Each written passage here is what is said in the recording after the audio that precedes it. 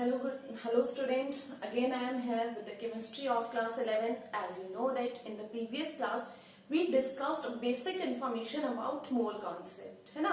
Mole concept में mole क्या है, formulas किस किस पे based है, ये हमने discuss किया था. And as I told you, in the next class we'll discuss some numerical problems. So today I am here with some numerical problems of mole concept. And I am trying कि सारी types की numerical problems आपको मैं solve करा दूं जिससे कोई problem नहीं आए, as mole concept is very much important. Okay, so let us take a short recall of formulas. हम फॉर्मूला का एक छोटा सा क्विक रिकॉल ले लेते हैं. नंबर ऑफ मोल्स पे बेस्ड हमने कितने फॉर्मूलाज पढ़े थे?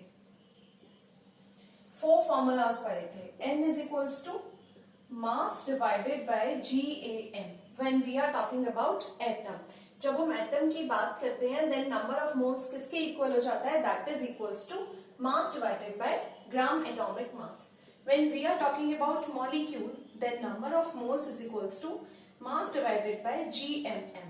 GMM means gram molecular mass. Okay, when we are talking about number of particles then n is equals to number of particles divided by Avogadro's number. Okay, that is 6.022 into 10 to the power 23 particles. And if we are talking about volume in terms of mole, then n is equals to V divided by 22.4 liter at NTP. है ना? It is equals to the molar volume of the gas. And what is a mole? 1 mole is equals to 1 atom. That is equals to GAM or GMM. And that is equals to 10 to the 6.022 into 10 to the power 23 particles. Okay, don't misconcept one atom. है ना, ये misconception create करता है, confusion create करता है कि कैसे 1 mole 1 atom के equal है. So here 1 atom means 1 gram of atom. Okay, और 1 gram atom means अगर मैं कार्बन की बात करूं तो 1 mole of carbon is equals to 1 gram of carbon atom. ठीक है, 1 gram carbon atom. And 1 gram carbon atom weighs how much? Means 1 gram carbon का वेट या 1 ग्राम कार्बन का मास कितना होता है? That is 12 gram. Okay, so 1 mole is equals to 1 gram of carbon and 1 gram is equals to 12 gram of carbon because the weight of or the mass of 1 gram of carbon is 12 gram. है ना? That is its gram atomic mass. Okay, and that is equals to 6.022 into 10 to the power 23 particles. So basically 1 mole is equals to 1 gram atom, 1 gram of atom. And that is equals to GMM और GAM. और gas की बात करेंगे तो molar volume of gas, है ना. यहाँ पर मोलर वॉल्यूम किसके इक्वल हो गया है? 22.4 लीटर. तो गैसेस वाले फॉर्मूले में GMM और GAM की जगह पर हमने 22.4 लीटर ले लिया है. That is molar volume. Okay, and that is equals to 6.022 into 10 to the power 23 particles. So don't be confused in this concept. है ना, इसमें कंफ्यूज नहीं होना है हमें. बहुत ही क्लियर सा कॉन्सेप्ट है. 1 mole is equals to 1 gram of atom, क्योंकि किसी भी एटम के 1 ग्राम का जो वेट होगा वो उसका ग्राम एटॉमिक वेट होगा.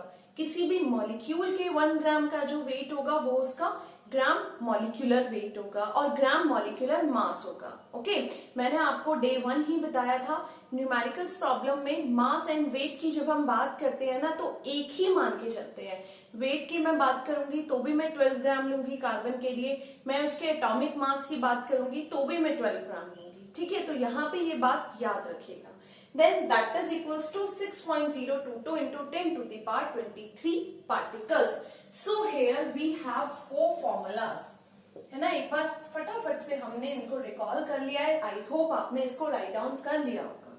ठीक है, तो ये यहाँ तक बिल्कुल क्लियर कॉन्सेप्ट माइंड में रखिए. Then let us start with the numerical problems. I write some numericals, है ना, कि सभी टाइप के न्यूमेरिकल्स क्लियर हो जाएं. तो मैंने कुछ न्यूमेरिकल्स यहाँ पे लिखे हैं. आपके पास कोई और प्रॉब्लम्स है देन यू कैन डू, कर सकते हैं आप, करके देखिए, कुछ प्रॉब्लम आती है then you can ask me. Question number 1 is, ये देखिए, here I write some numericals, find out number of moles. First question is find out number of moles in 400 gram of calcium. Our first question is this, find out number of moles in 400 gram of calcium, है ना। Calcium है, हमें simple समझ में आ रहा है, means it is calcium atom, तो GaM की बात करेंगे हम। ओके, क्या फाइंड आउट करना है, N फाइंड आउट करना है, नंबर ऑफ मोल्स। हमें क्या दिया है, GaM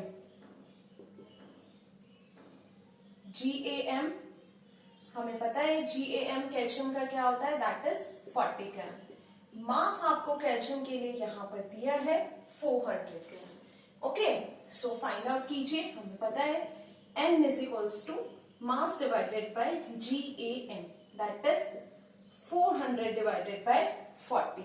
ओके, सो 440 से डिवाइड हुआ, what is the answer, that is N is equals to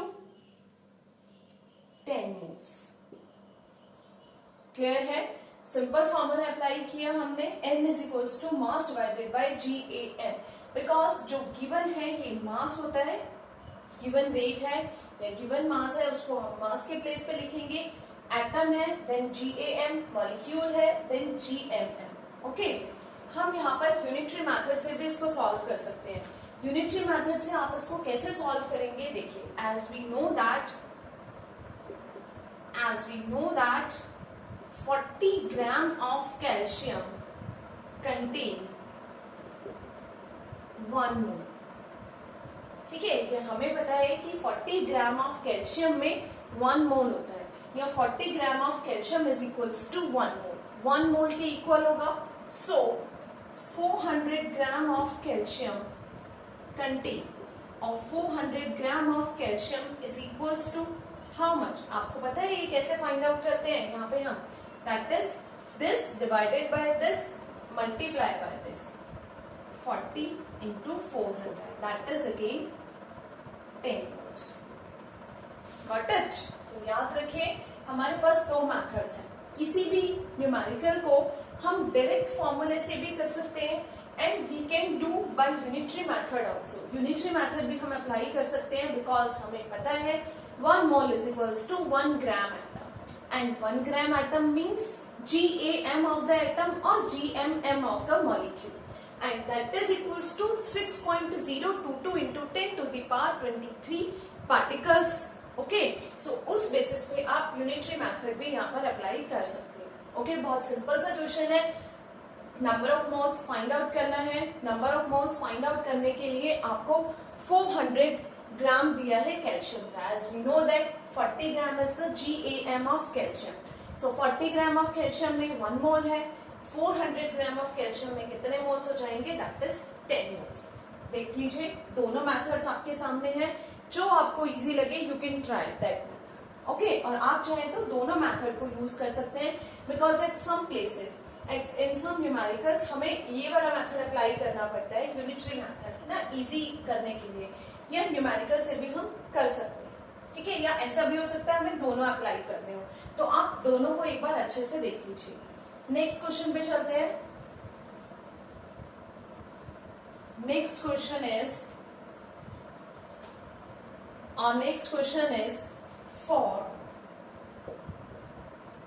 440 gram of CO2 find out number of moles।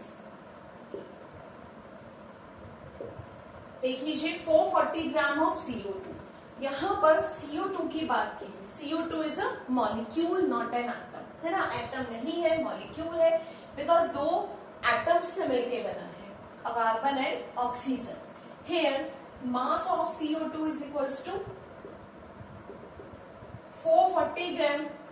Okay, and find out करना है GMM of CO2। GMM means gram molecular mass. कैसे find out करेंगे, 12 plus oxygen का 16 into 2, 16 2 सा 32 and that is 44 gram. So 44 gram is the GMM of CO2. Carbon dioxide के लिए 44 ग्राम क्या है, उसका ग्राम मॉलिक्यूलर मास है. Okay, then as we know that formula is N is equals to mass divided by GMM. Mass is 440. Again that is 44. Answer is 10 moles. Clear है? When we are going to apply unitary method देख लीजिए. GMM और 1 gram of carbon dioxide का wait कितना है, 44 ग्राम. So 44 gram of CO2 contains how many mole? 1 mole, means 1 mole is equals to 44 gram of CO2. Gram atom, 1 mole is equals to 1 gram atom, and 1 gram means जो भी उसका ग्राम molecular मास है, gram molecular weight है. Okay, so 440 gram of CO2 में कितने moles हो जाएंगे, 1 divided by 44 into 440, that is again 10 moles. Okay, so again you have two methods. Which one you like, you can apply, है ना. जो भी हमें पसंद है, जो भी हमें लगता है इजी है, हम कर सकते हैं, उसको आप याद रखिए. फॉर्मूला बेस्ड है, डायरेक्ट फॉर्मूला लगाइए and then you get the answer. आप चाहे तो यूनिटरी मेथड से भी कर सकते हैं. Okay, so let us move to the question number 3.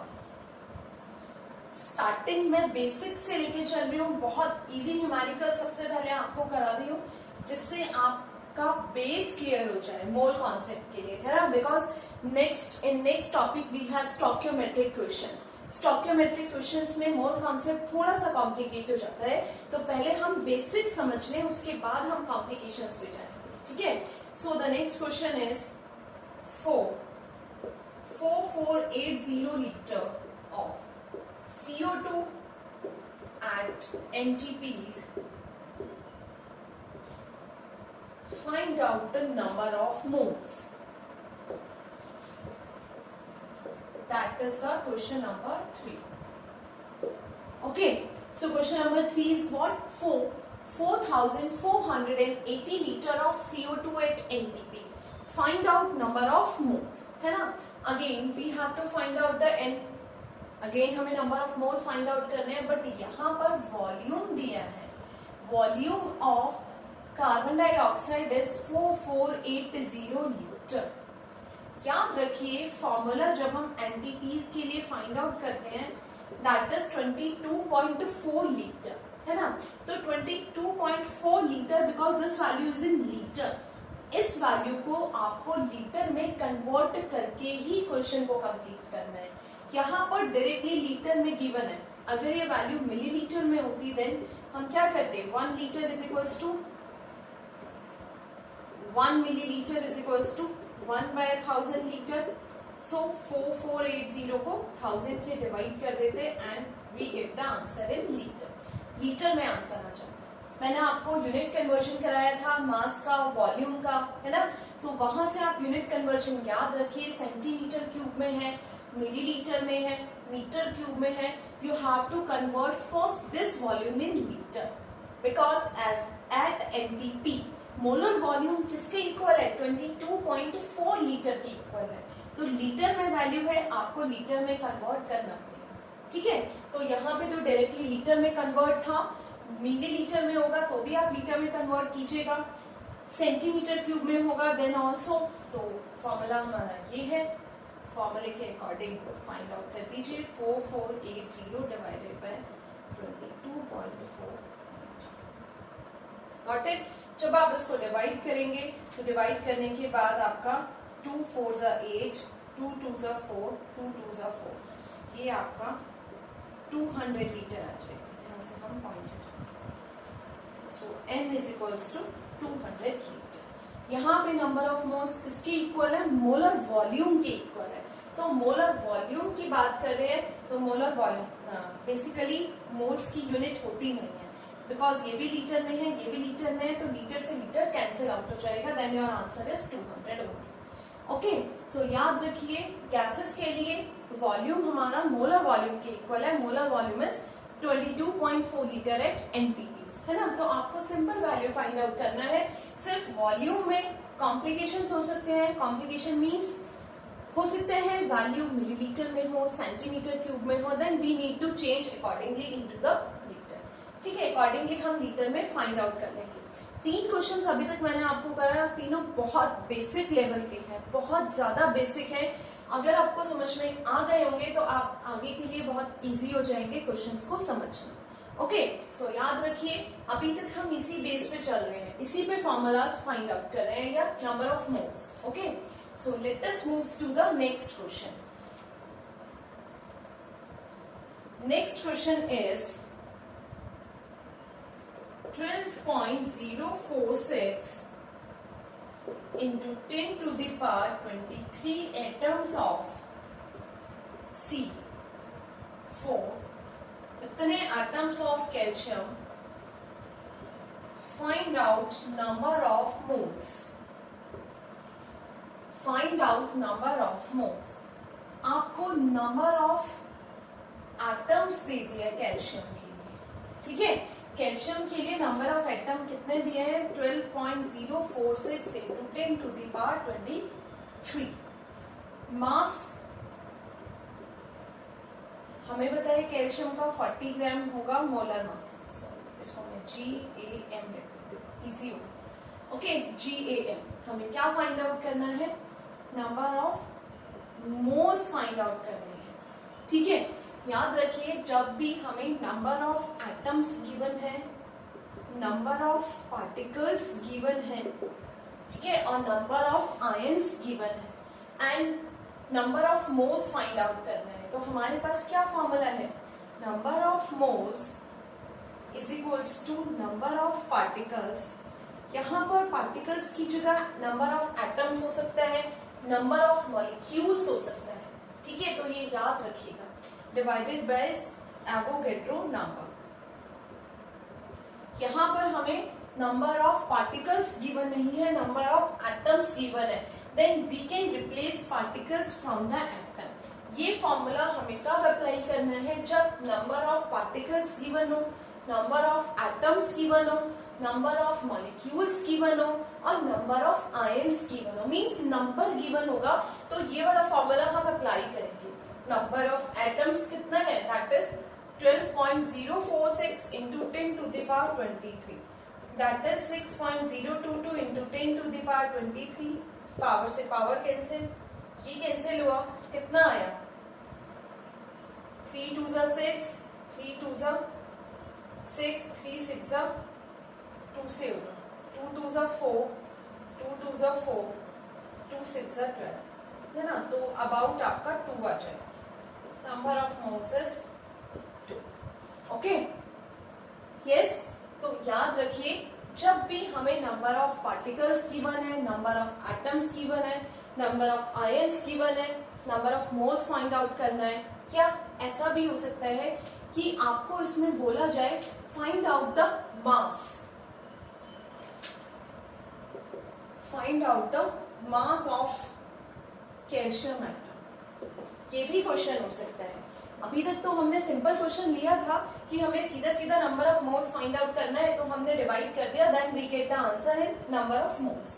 Moles find out हो गए, बट ऐसा भी हो सकता है कि नंबर ऑफ एटम्स दिए हो एंड हमसे मास पूछ ले, तो उस कंडीशन में हम क्या करेंगे? फॉर्मूला तो सेम रहेगा, but as we know that क्या पता है हमें? Number of moles is equals to mass divided by GAM और GMM। यहाँ पर नंबर ऑफ एटम्स लगा देंगे और नंबर ऑफ पार्टिकल्स जो भी है divided by 6.022 into 10 to the power 23। मास हम फाइंड आउट कर रहे हैं, इसको M ले लेते हैं। GAM कैल्शियम का हमें पता है 40 होता है, यहाँ पर वैल्यू दी है ये,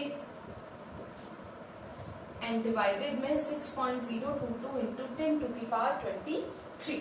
सो क्या होगा? मास फाइंड आउट हो जाएगा, सिंपल है। इसको मैं थोड़े यहाँ लिख देती हूँ, है ना। मास फाइंड आउट करना है, GAM 40, number of atoms 12.0646, 10 to the power 23 divided में 6.022 into 10 to the power 23। ठीक है, सो गॉट इट। क्या याद रखना है, number of moles directly find out ना करवा के आपसे मास फाइंड आउट करवा सकता है। तो उस कंडीशन में आपको नंबर ऑफ मोल्स को फॉर्मूला लिखना होगा, नंबर ऑफ मोल्स को खोलना पड़ेगा, फॉर्मूले में चेंज करना पड़ेगा। हमें पता है कैल्शियम एक एटम है, तो एटम के लिए number of moles is equals to क्या होता है, मास डिवाइडेड बाय GAM, है ना, it is equals to mass divided by GAM। तो मास फाइंड आउट करना है, GAM और GMM फाइंड आउट करने की जरूरत ही नहीं है, बिकॉज फॉर्मूला दिया है, नेम दिया है, तो ऑटोमेटिकली हमें पता चल जाता है GAM क्या होगा और GMM क्या होगा। ठीक है, तो इस कंडीशन से हम यहाँ पे मास भी फाइंड आउट कर सकते हैं। तो याद रखिए, फॉर्मूले में फॉर्मूला लगाना पड़ सकता है। क्वेश्चन कॉम्प्लिकेट करने के लिए डायरेक्ट नंबर ऑफ मोल्स ना पूछ के हमसे मास पूछ लेगा, तो उस कंडीशन में हमें मोल्स को पहले ओपन करना होगा। Number of moles is equals to mass divided by GAM और GMM, whatever given in the question. Okay, and यहाँ पर क्लियर है, बहुत क्लियर कट क्वेश्चन है, बहुत क्लियर कॉन्सेप्ट है। नंबर ऑफ पार्टिकल्स हो सकता है, नंबर ऑफ एटम्स हो सकता है, नंबर ऑफ मॉलिक्यूल्स हो सकता है, नंबर ऑफ आयन्स हो सकता है, कंडीशन सिमिलर है।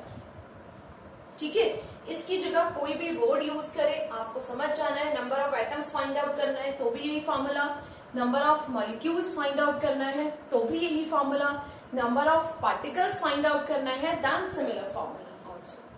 ठीक है, तो यहाँ पे आपको ये समझ में आ गया होगा कि क्वेश्चन किस तरह से हमें लिखना है, कैसे हमें इसको सॉल्व करना है। याद रखिए, क्वेश्चन सॉल्व करते हुए सबसे ज्यादा इंपॉर्टेंट है ये समझना क्वेश्चन में गिवन वैल्यू क्या है और हम फाइंड आउट क्या करने वाले हैं। ठीक है, मैथ्स में जब आप क्वेश्चन करते हैं ना, तो डायरेक्टली हमारी कोई भी एक फॉर्मूला अप्लाई किया और क्वेश्चन खत्म, है ना। बट फिजिक्स केमिस्ट्री के जो न्यूमेरिकल्स होते हैं ना, specially in chemistry complicated numericals होते हैं कि आप डायरेक्ट अप्लाई नहीं कर सकते। पहले देखिए क्या वैल्यूज गिवन है, फिर सोचिए फॉर्मूला क्या हो सकता है, फॉर्मूले के अकॉर्डिंग यूनिट कन्वर्जन कीजिए, and then you need to start the calculation part. Okay, so calculation part सबसे लास्ट में आता है। सबसे पहले तो गिवन वैल्यूज लिखना है, गिवन वैल्यूज के बाद फॉर्मूला हम सोचेंगे, जैसे वॉल्यूम में है तो लीटर में चेंज करना होगा, है ना, किलोग्राम में है तो हम मास को ग्राम में चेंज कर लेंगे, क्योंकि GAM हमारा ग्राम एटॉमिक मास है और GMM हमारा ग्राम मॉलिक्यूलर मास है।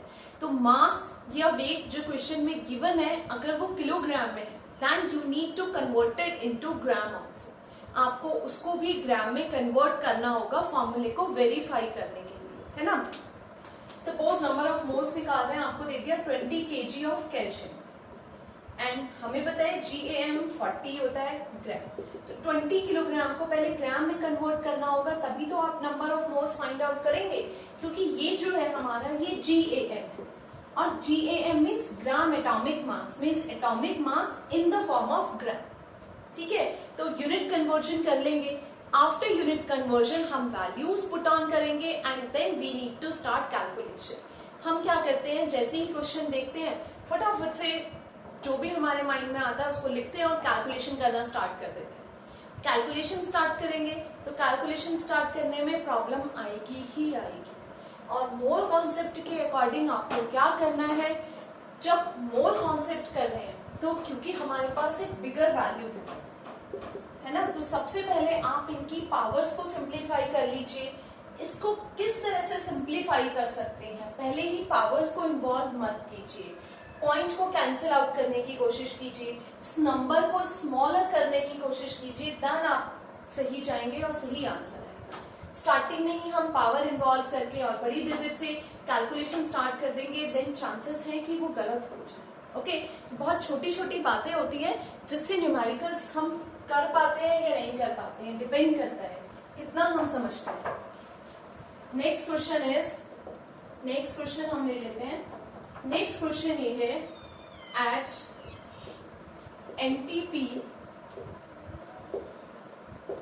Find out volume of 600 gram of H2। At NTP find out volume of 600 gram of H2। हमें पता है NTP की बात अगर की है, फॉर्मूले में क्वेश्चन में NTP आ गया है, एनटीपी मीन्स फॉर्मूला जो हमारा अप्लाई होगा वो n is equals to volume divided by 22.4 litre होगा, ठीक है, बिकॉज एनटीपी की बात की है, वॉल्यूम फाइंड आउट करना है। तो एनटीपी पे फॉर्मूला हमें पता है, वॉल्यूम फाइंड आउट करने के लिए हमारे पास क्या होना चाहिए, मोल्स होने चाहिए, है ना। मीन्स जब हम वॉल्यूम फाइंड आउट कर रहे हैं तो मोल्स होने चाहिए। आपके पास कोई फॉर्मूला है कि इस फॉर्मूले में 3 टर्म्स यूज हो गए, तो किसी भी चीज को फाइंड आउट करने के लिए आपके पास 2 टर्म्स गिवन होनी चाहिए, है ना। हो सकता है वो 2 टर्म्स, ये दोनों हो, ये दोनों क्वेश्चन में डायरेक्टली गिवन है या इनडायरेक्टली हमें फाइंड आउट करना है। तो यहाँ पर क्या है, वॉल्यूम फाइंड आउट करना है, बट हमारे पास मोल्स नहीं है। Number of moles is equals to क्या फॉर्मूला होता है, मास डिवाइडेड बाय GMM और GAM, ठीक है। वॉल्यूम की बात है 600 ग्राम, तो 600 ग्राम क्या है, mass of hydrogen gas. Hydrogen gas की बात की है, क्योंकि वॉल्यूम है तो हाइड्रोजन एटम का वॉल्यूम नहीं होगा, हाइड्रोजन गैस का वॉल्यूम होगा। And gas is always in its molecular form, not atomic form. Gas की बात कर रहे हैं तो गैसेस ऑलवेज मॉलिक्यूलर फॉर्म में होती है, इसीलिए मैंने GMM लिखा है। हाइड्रोजन का मॉलिक्यूलर मास 2 होगा, because 1 into 2 is equals to 2। आप डिवाइड करेंगे, दैट इज 300। तो नंबर ऑफ मोल्स कितने आ गए, 300। देन अप्लाई कीजिए, 300 is equals to V divided by 22.4 litre. So V is equals to 300 into 22.4। जो भी आपका आंसर आएगा वो लीटर में आएगा, and that is the volume. Okay, so direct question नहीं था, डायरेक्टली हमें वॉल्यूम नहीं निकालना था, हमें यहाँ पर क्या करना था, पहले number of moles find out करने थे, बिकॉज इस क्वेश्चन में मास दिया है, मोल्स नहीं दिया है। मोल्स गिवन नहीं है तो पहले हमने number of moles is equals to mass divided by molar mass GMM से फाइंड आउट कर लिया। आफ्टर दैट सिंपल कैलकुलेशन है, फॉर्मूला अप्लाई किया, and we get the answer by multiplying this. Multiply करेंगे तो डायरेक्ट आंसर आ जाएगा। Okay, clear है। बहुत इजी न्यूमेरिकल से हमने स्टार्ट किया है, बहुत इजीली इसको समझिए। Okay, so let us move the next question. बहुत सिंपल क्वेश्चन अभी मैं आपको करा रही हूं।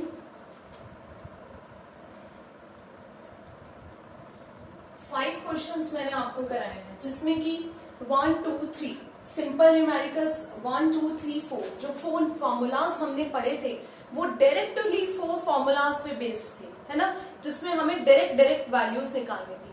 क्वेश्चन नंबर 5 मैंने जो आपको कराया उसमें थोड़ा सा कॉम्प्लिकेशन था, वॉल्यूम फाइंड आउट करना था, but first of all number of moles find out करना था, उसके बाद हमें वॉल्यूम निकालना था, ठीक है। आप इसी तरह से क्वेश्चन और ले लेते हैं, क्वेश्चन नंबर 6। क्वेश्चन 6 ये कहता है, find out mass of CO2 at NTP having volume at NTP having volume 448 milliliter। Okay, तो क्वेश्चन है find out mass of CO2 at NTP having volume 448 milliliter। So 448 milliliter है। First of all volume है 448 milliliter। 448 को litre में convert करने के लिए आप क्या करेंगे, 1000 से इसको डिवाइड करेंगे तो 0.4 लीटर आ जाएगा वॉल्यूम, ठीक है। फर्स्ट स्टेप क्लियर है। कैसे पता चला बताइए, क्योंकि एनटीपी दिया है और वॉल्यूम की बात है, इट मीन्स जो फॉर्मूला होगा वो यही होगा। अब वो इनडायरेक्ट होता है या डायरेक्ट होता है ये हमें देखना है। तो सबसे पहले मैंने क्या किया, क्वेश्चन को अच्छे से पढ़ा, फिर मुझे वॉल्यूम मिला तो मैंने वॉल्यूम को लीटर में कन्वर्ट करके छोड़ दिया, ठीक है, आगे का स्टेप करने के लिए। अब मास हमसे पूछ रहा है और वॉल्यूम गिवन है, जबकि फॉर्मूले में तो मास कहीं आ ही नहीं रहा है, नहीं आ रहा है ना, तो हम क्या करेंगे, n को उस कंडीशन ओपन कर देंगे, क्योंकि n अपने आप में एक फॉर्मूला है। n के अंदर क्या है, नंबर ऑफ मोल्स के अंदर क्या है, मास डिवाइडेड बाय मोलर मास। वो मोलर मास GAM हो सकता है, GMM हो सकता है। तो इसने अपने अंदर कुछ छुपाया हुआ है, that is mass divided by GMM। Volume हमारे पास ये है ही, हो गया ना easy. Easy means mass find out कीजिए। GMM CO2 का हमें पता है 44 ग्राम होता है, volume 0.4 litre and that is 22.4 litre. Simplify कीजिए एंड x की वैल्यू फाइंड आउट कीजिए। x क्या आएगा, मास, तो x का जो आंसर आएगा वो ग्राम में है। क्लियर है, x का आंसर ग्राम में है। तो मैंने क्या किया, कुछ भी नहीं किया, क्वेश्चन को पढ़ा, वॉल्यूम पहले लीटर में कन्वर्ट किया, फिर हमें सोचना है मास कैसे फाइंड आउट कर सकते हैं। इसमें आधे से ज्यादा बच्चे तो छोड़ ही देंगे, क्वेश्चन गलत है, मास कैसे फाइंड आउट कर लेंगे यार, ये तो n है और वॉल्यूम है। बट याद रखिए n के अंदर हमेशा मास और मोलर मास छुपा हुआ है। अगर n है तो मास फाइंड आउट हो जाएगा। कहीं पर भी जहां पर मास फाइंड आउट करना होगा ना, वहां देखिएगा n का फॉर्मूला ही अप्लाइड होगा। तो number of moles is equals to mass divided by molar mass. Molar mass को हम GMM और GAM लिखते हैं, ठीक है।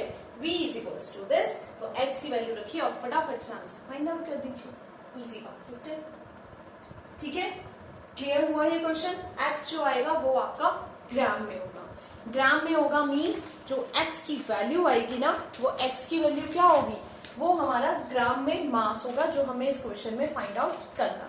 ओके, सो ये बहुत ज्यादा बेसिक न्यूमेरिकल्स हैं जो मैंने आपको बताए हैं। बहुत सिंपल क्वेश्चन है, बहुत ही सिंपल फॉर्मूले से हमने किया है, डायरेक्टली क्वेश्चन कर दिए हैं, ठीक है। तो आप इन क्वेश्चंस की प्रैक्टिस कीजिए पहले, फिर नेक्स्ट क्लास में मैं आपको बताऊंगी कि हम number of electrons, number of atoms, number of charge और किस तरह से ये फाइंड आउट करते हैं। प्रोटॉन्स, न्यूट्रॉन्स, मींस किसी भी क्वेश्चन के लिए हम कैसे फाइंड आउट करते हैं नंबर ऑफ एटम्स। जैसे मैंने CaCO3 लिखा है ना, तो उसमें हम कैसे फाइंड आउट करेंगे अलग अलग पर्टिकुलर एटम्स के लिए, number of moles. Number of atoms कैसे फाइंड आउट करेंगे कि CaCO3 में टोटल कितने एटम है। हमें एल्यूमिनियम +3 दे दिया, इस पे चार्ज फाइंड आउट करना है, इलेक्ट्रॉन्स फाइंड आउट करना है, प्रोटॉन्स फाइंड आउट करना है। वो सब न्यूमेरिकल स्मॉल कॉन्सेप्ट में आते हैं।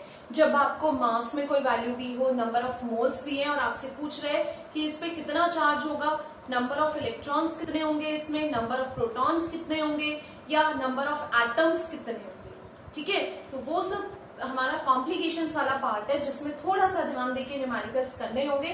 तब तक के लिए आप इनको सॉल्व कीजिए, बहुत बेसिक कॉन्सेप्ट है, ट्राई कीजिए, समझ में आ जाएगा। मैं 100% श्योरली आपको बोल सकती हूँ, ठीक है। फिर भी नहीं समझ में आता है, then you can ask me any time. Okay, till then good bye.